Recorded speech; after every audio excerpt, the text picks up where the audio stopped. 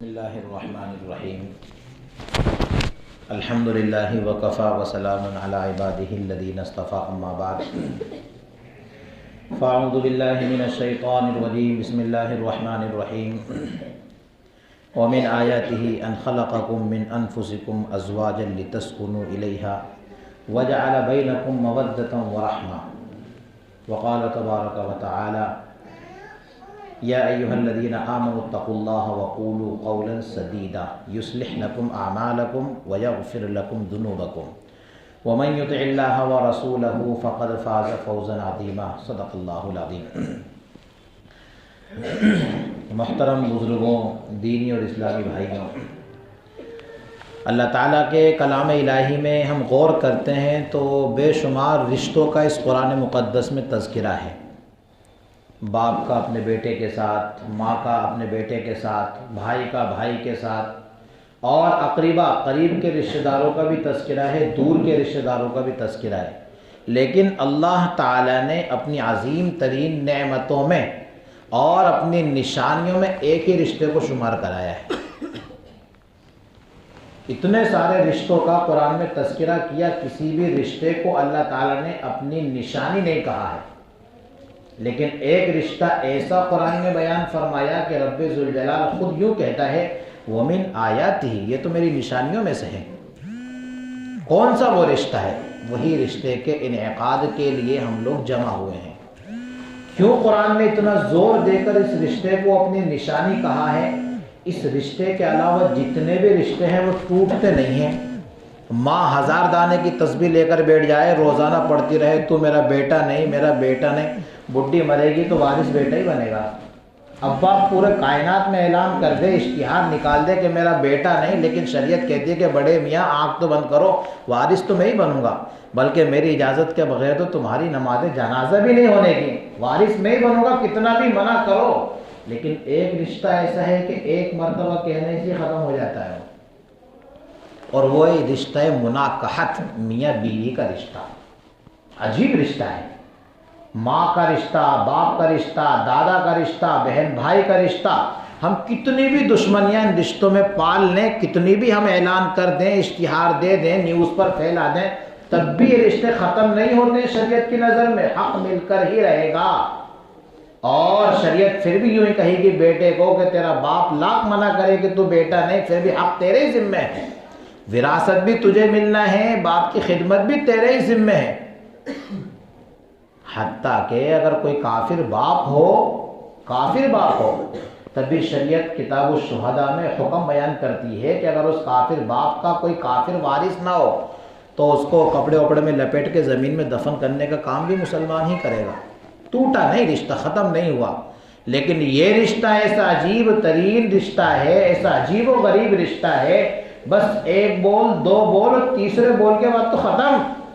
اس لیے رب ذوالجلال نے اس رشتے کو تاکید کے ساتھ نہیں کہا وَمِنْ آیَاتِهِ أَنْ خَلَقَكُم مِّنْ أَنفُسِكُمْ أَزْوَاجًا لِتَسْكُنُوا إِلَيْهَا وَجَعَلَ بَيْنَكُم مَّوَدَّةً وَرَحْمَةً۔ کیا نرالے انداز سے بیان کیا۔ اللہ کی نشانیوں میں سے ایک عظیم ترین نشانی یہ بھی ہے کہ اللہ نے اے انسانوں تمہارے لیے تمہاری بیویاں پیدا کی ہیں۔ مقصد بھی بیان کر دیا کہ بیویاں کائے کے لیے ہیں، کیا مارکیٹ میں ساتھ لے کے گھومنے کے لیے ہیں کہ پارکنگ میں جانے کے لیے نہیں، لِتَسْكُنُوا إِلَيْهَا، یہ بیویاں اس لیے اللہ تعالی نے بنائی ہیں تاکہ تم ان کے پاس سکون حاصل کرو۔ عجیب قلبی اللہ تبارک و تعالی نے یہ بات ڈالی ہے انسان کے قلب میں کہ انسان باہر سے کتنا بھی مصیبتوں میں گھرا ہوا آئے اور اپنی زوجہ پر جو حقیقی معنی میں واقعتاً سکون پہنچانے والی زوجہ ہو، اگر اس کے اوپر ایک نظر پڑے تمام غم دور ہو جاتے ہیں اس کے۔ قرآن کہتا ہے لِتَسْكُنُوا إِلَيْهَا، اللہ تعالیٰ نے اس رشتے کو اس لیے بنایا لِتَسْكُنُوا إِلَيْهَا، تاکہ تم اس رشتے کے ذریعے سکون حاصل کرو، اپنی زوجہ کے ذریعے سکون حاصل کرو۔ اور آگے بھی فرمایا وَجَعَلَ بَيْنَكُم مَّوَدَّةً وَرَحْمَةً، اور مزید کرم ہمارے اوپر یہ کیا اللہ تعالیٰ نے کہ ہمارے درمیان مودت بھی ڈال دی، محبت بھی ڈال دی۔ اور مودت، محبت ایک دور ہوتا ہے انسان کا محبت کا، جس زمانے میں اس کے اعضاء کام کرتے ہیں، یہاں تک محبت کام کرتی ہے، لیکن جیسے ہی اعضاء اور قوہ جواب دینے لگتے ہیں، اب بڑھیا کی ضرورت نہیں بچتی ہے، تب صفت رحمت کام کرتی ہے۔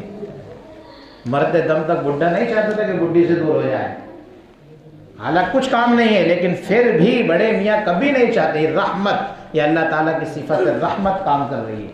وَجَعَلَ بَيْنَكُمْ مَوَدَّةً وَرَحْمَةً، یہ اتنا عظیم ترین رشتہ ہے. اور آپ کو اتنا بھی تو معلوم ہے کہ جو شے جتنی عظیم ہوتی ہے وہ سنبھالی بھی اتنے اہتمام سے جاتی ہے.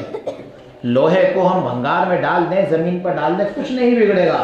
ہیرے کو اگر اس کی ڈبی سے بھی باہر کر دیا تو نقص پیدا ہو جائے گا، مارکیٹ میں ریٹ ڈاؤن ہو جائے گا اس کا.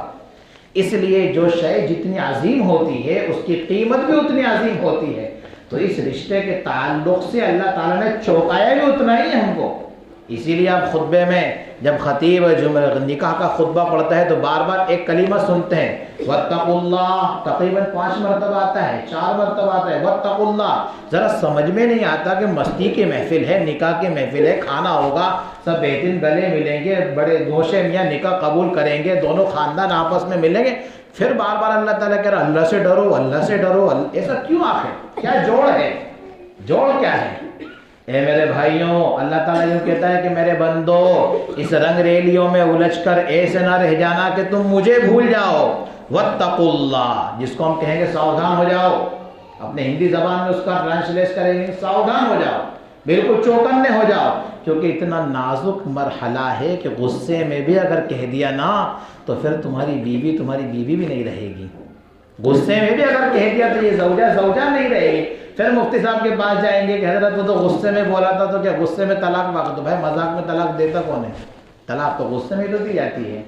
ہاں، اس لیے اللہ تبارک و تعالیٰ نے فرمایا یا ایھا الذین آمنوا اتقوا اللہ حق تقاتی، اتنا ڈرو اللہ تعالیٰ سے جتنا اس سے ڈرنے کا حق ہے. اور خطبے میں جو آیت کریمہ پڑھی جاتی ہے وہ کیا کہتی ہیں؟ یا ایھا الذین آمنوا اتقوا اللہ وقولوا قولا سدیدا. قولا سدیدا، نرم انداز سے بات کرو.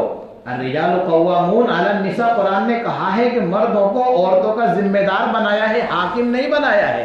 ہمارے جوانوں کے دل و دماغ میں یہ بات آ جاتی ہے کبھی، میں کہوں تو ہل اور میں کہوں تو خاموش کھڑی رہے. نہیں، ہم کو حاکم نہیں بنایا.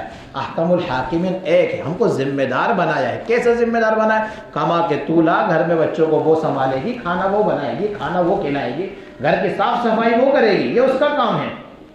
یہ ہے الرجال قوامون علی النساء کا صحیح مطلب کہ اللہ تعالیٰ نے مردوں کو عورتوں کا ذمہ دار بنایا ہے. ان کی تمام ضروریات پورا کرنا مرد کے ذمہ ڈالا ہے. یہ نہیں کہ تو تیرا ابا کے گھر سے لے کے آنے، تو کھانے کو ملے تو کھانا، میں تو اپنا کماؤں گا اپنا کھاؤں گا، نہیں. بلکہ الرجال ہم کیا کرتے ہیں اس کا مطلب ہی الگ نکال لیتے ہیں. اے میں حاکم ہوں تو محکوم ہے. تو پتہ ہے نا کہ بادشاہ جیسا حکم کرے رعایا کو ویسا کرنا پڑتا ہے. تو رعایا ہے میرے لیے، جیسا کہو، اس ٹائم اٹھنے کو کہوں تو اس ٹائم اٹھنا. میں 9 بجے تک سوؤں تو تیرے کو بھی 9 بجے تک ہی سونا ہے، اٹھنا ہی نہیں ہے تیرے کو بھی. میری نیند خراب ہوتی ہے تو برتن دھونا شروع کرتی ہے. اس قسم کی یہ باتیں ہمارے معاشرے میں کریہ باتیں ہیں. قرآن کریم ہم کو بہت پیارے انداز سے تعلیم دیتا ہے. یا ایھا الذین آمنوا اتقوا اللہ وقولوا قولا سدیدا، نرم بات کہنا ہے. کیا ہوگا اس کا نتیجہ؟ یصلح لکم اعمالکم، اللہ تعالیٰ زندگی کو سنوار دے گا. اعمال سنوریں گے، زندگی سنور جائے گی. قرآن نے وعدہ کیا ہے یصلح لکم اعمالکم، اور یہ تو دنیا کی حد تک ہے. آخرت میں یغفر لکم ذنوبکم، سب گناہوں کو معاف کر دے گا اللہ تعالیٰ. آخرت میں بھی سب گناہوں کو معاف کر دے گا. یصلح لکم اعمالکم ویغفر لکم ذنوبکم.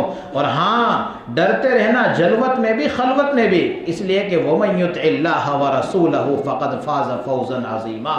اس رشتہ مناکحت میں بھی جو اللہ تعالیٰ کی اطاعت کرے گا، رسول اللہ کی اطاعت کرے گا، دونوں جہان میں سرخرو ہو جائے گا. فَقَدْ فَازَ فَوْزًا عَظِيمًا. فَقَدْ فَازَ فَوْزًا عَظِيمًا. اہل علم جانتے کتنا تاکید سے قرآن کریم کہہ رہا ہے، بڑی کامیابی اس کو حاصل ہو جائے گی. اور سب سے بڑی کامیابی کیا حاصل ہو جائے گی؟ اللہ تعالیٰ اسی رشتہ مناکحت کی بنیاد پر انسان کو جنت دے دے گا. بہت سی مرتبہ انسان کو شکر کے راستے سے جنت مل جاتی ہے، بہت سی مرتبہ انسان کو صبر کے راستے سے جنت مل جاتی ہے. اگر ہماری زوجہ، اگر ہمارے مقدر میں کوئی ٹیڑھے مزاج والی ہو، ہم صبر کے راستے سے جنت میں چلے جائیں گے اور وہ شکر کے راستے سے جنت میں چلی جائے گی. اگر ہم نے اس کی کڑوی کسیلی باتیں برداشت کرنی اور اپنی حاکمیت کو نہیں جتلایا، اللہ تعالی ہماری اسی زوجہ کے نتیجے میں ہم کو جنت تک پہنچا دے گا. اور اگر ہمارا مزاج کڑوا نکلا اور زوجہ کا مزاج ماشاءاللہ بڑا پیارا نکلا، بالکل نرم ہے، ملائم ہے، ہماری سختی پر صبر کرتے کرتے کرتے وہ صبر کے راستے سے جنت چلی جائے گی. کبھی شکر کے راستے سے جنت ملے گی تو کبھی صبر کے راستے سے جنت ملے گی۔ بہرحال یہ وقت تو بہت کم ہے، تو یہ نکاح مجلس نکاح یہ عبادت کی مجلس ہے، یہ عبادت کی مجلس ہے۔ نبی کریم صلی اللہ علیہ وسلم نے ارشاد فرمایا اعلنوا النکاح، اپنے نکاح کا اعلان کرو، وجعلوہ فی المساجد، اور مجالس نکاح کو مسجدوں میں منعقد کرو۔ یہ بڑا اچھا نظام ہے اس شہر کا الحمدللہ کہ ان کی یہاں کے تمام نکاح مسجد کے اندر منعقد ہوتے ہیں، جبکہ دیگر قوموں میں ایسا نظر نہیں آتا ہے۔ جو خوبیاں ہیں ان پر اللہ تعالیٰ کا شکر ادا کریں، جو کمیاں ہیں ان پر غور و فکر کریں۔ خلاصہ جو خوبیاں ہیں ہمارے اندر ہم اس پر اللہ تعالیٰ کا شکر ادا کریں، اور جو کمیاں ہیں ان کمیوں کو اپنے اندر اپنی کمیوں کو دور کرتے رہیں۔ جو یہاں وہاں کی اقوام سے ملنے کی بنا پر اس ملک میں چونکہ اغیار زیادہ ہیں، ہم تو 20% ہیں، ان کے بیچ میں ہم تو آٹے میں نمک کے مانند ہیں، ان کی رسم و رواج کو ہم قبول کر لے رہے ہیں۔ صحبت کا اثر پڑتا ہے، خربوزے کو دیکھ کے کلر بدلتا ہے، لوگ کہتے ہیں صحبت کا اثر پڑتا ہے، فلاں نے ایسا کیا شادی بیاہ میں بھی ایسا کروں گا۔ تو اس قسم کی غلط رسم و رواج اغیار سے ہماری جانب منتقل ہو کر کے آتی ہیں، ان کو ہم ختم کریں، چونکہ نکاح اللہ تبارک و تعالیٰ نے نکاح کو عبادت بنایا ہے۔ یہ عبادت بھی ہے، عبادت کا ذریعہ بھی ہے، بلکہ اور ایک قدم آگے بڑھ کر کے یہ کہتا ہوں کہ نکاح کے ذریعے انسان اپنے نامہ اعمال کا کھاتا ہمیشہ کے لیے جاری بھی کر دیتا ہے۔ ابھی قریب میں حضرت مفتی رفیع صاحب عثمانی دعوت پر رحمۃ اللہ علیہ کی وفات ہوئی، تو کہنے والے نے بہت شاندار تجزیہ پیش کیا، کہتے ہیں کہ 150 سال سے ان کے دادا کے اعمال نامے میں بالکل جاری ہے، نیکیاں لکھنے کا کام جاری ہے۔ دادا مولانا یاسین صاحب رحمۃ اللہ علیہ دارالعلوم دیوبند کے استاد مفتی شفیع صاحب کے والد، صحیح مقام پر نکاح کیا اور صحیح اولاد کا حصول ہوا، تو نتیجے میں مفتی شفیع پاکستانی جیسے مفسر اعظم پیدا ہوئے، اور مفتی شفیع صاحب علیہ الرحمہ نے صحیح ڈھنگ سے صحیح طریقے سے زندگی گزاری اور مناسب موقع پر نکاح کیا، تو رفیع اور تقی جیسے 2 لال پیدا ہوئے، جنہوں نے کائنات میں دھوم مچا دی، اور اتنا بڑا ادارہ اور اتنی بڑی خدمات جو اس وقت تو کائنات شیخ الاسلام ان کو کہنے پر مجبور ہے۔ تو یہ نکاح کی بدولت ہے کہ اللہ تبارک و تعالیٰ اس نکاح کو اولاد صالح کے حصول کا ذریعہ بناتا ہے، اور انسان کے نہ مٹنے والا سلسلہ اس سے جاری کر دیتا ہے۔ بس انہی باتوں پر میں اپنی بات کو ختم کرتا ہوں۔ وما توفیقی الا باللہ۔